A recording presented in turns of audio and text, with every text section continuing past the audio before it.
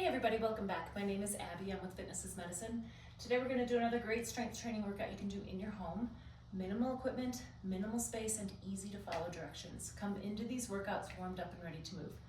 5 to 10 minutes of a cardio workout. That can be going up and down your stairs a few times, maybe walking around the block, walking for 5 minutes on your treadmill. Something easy just to get your heart rate up a little, get your muscles and joints warmed up and ready for movement, and your mindset ready for movement. Okay, today we are going to need a heavy dumbbell or kettlebell, a tube that's set up in a higher position like a medium weight tube, ladders if you have them. If not, we've got lots of different ways to mimic having a ladder, and then a loop band and a regular TheraBand. Otherwise you can just tie a TheraBand in a loop and use that. And then just a small ball. Small playground ball or a pillow, even like a throw pillow. So kind of a lot of different little things today, but it'll be fun. We're gonna mix it up. But we're gonna start with push-ups. So remember that you can do push-ups a variety of different ways. You can do that at your kitchen counter. The closer you have your feet to the counter, the easier. The more you pull them back, the harder. I like the kitchen sink, the kitchen counter better than the wall. It gives you a better range of motion with your shoulders. You can use like your treadmill, that works really well. You could do a raised surface like up on a bed, or you can do them on the floor, on your knees, or on your toes. Many, many, many different ways to do push-ups to start to work into it. It's using a lot of different muscles. I love this exercise.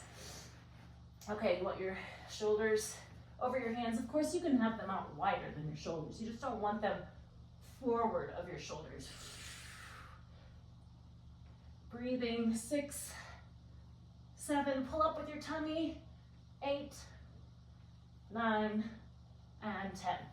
Importantly, lower with your chest. Think about lowering your chest to the ground. It's easy to dip your head.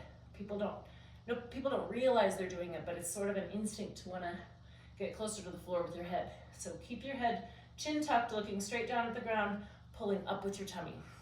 Okay. Next, we're gonna do a split stance squat. So hanging onto a weight in the opposite side. So your hand can be here for balance. Spread your legs nice and far here. We're gonna kneel like you're gonna kneel down. So let's just, you're gonna kneel down on one knee and stand back up. But you're not gonna go all the way to the floor. Keeping this knee over your ankle.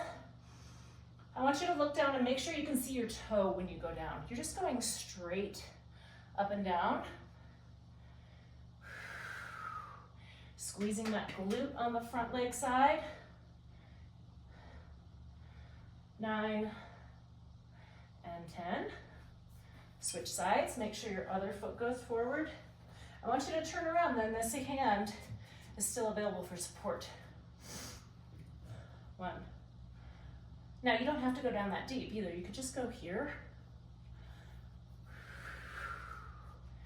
Keeping your knee over your ankle. 7, breathing, tummy tight.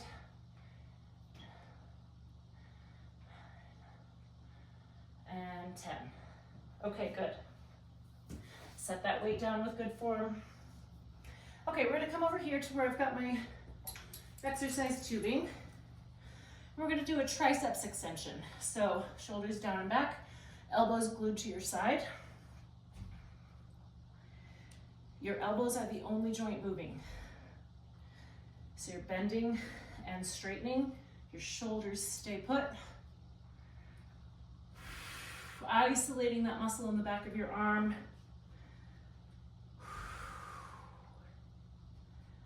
7, shoulders down away from your ears. 9 and 10. Okay, good. Next we're gonna do side stepping. So I'm gonna put this loop band around my ankles.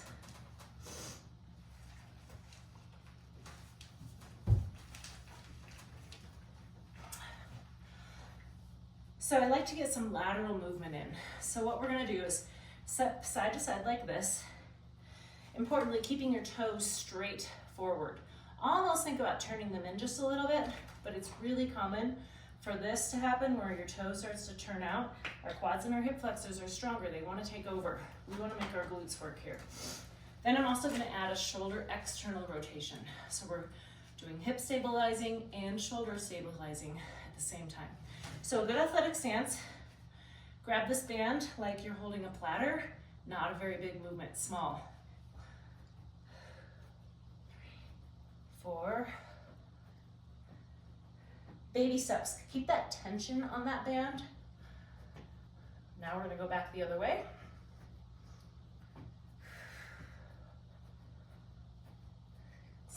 7, 8, 10. All right, good.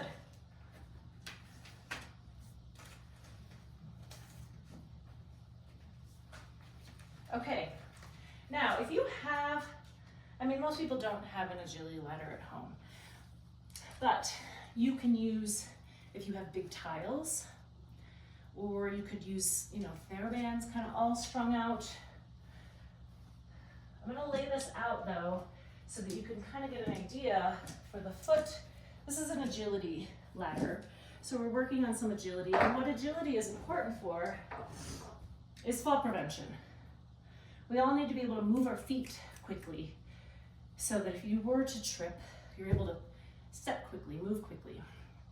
All right, so we're gonna start, and I want you to go in, out, out. So if you can, stay up on your tiptoes, and then go a little quicker, more quickly. Now on the way back, lead with your left foot.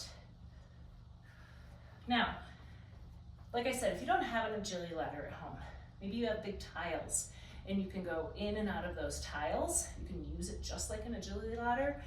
You could tape, use masking tape or something and mimic this on your floor. Or you could just pretend that you have these obstacles. It doesn't have to be exact. Now, I want you to go side to side using high knees. So I want you to step over. And again, if you can, do them quickly. If not, that's okay. Work on getting those high knees, stepping over the edge, over the ladders, lateral movement, high knees if you can, quickly. If not, go slowly, try to stay up on your tiptoes. Go through these a couple times. They're kind of fun, adds a little extra things to your workout. All right, I'm just gonna move these out of the way. And we're gonna end on your back. I've got this little ball. If you don't have a ball, you can use a throw pillow, anything that's kind of lightweight.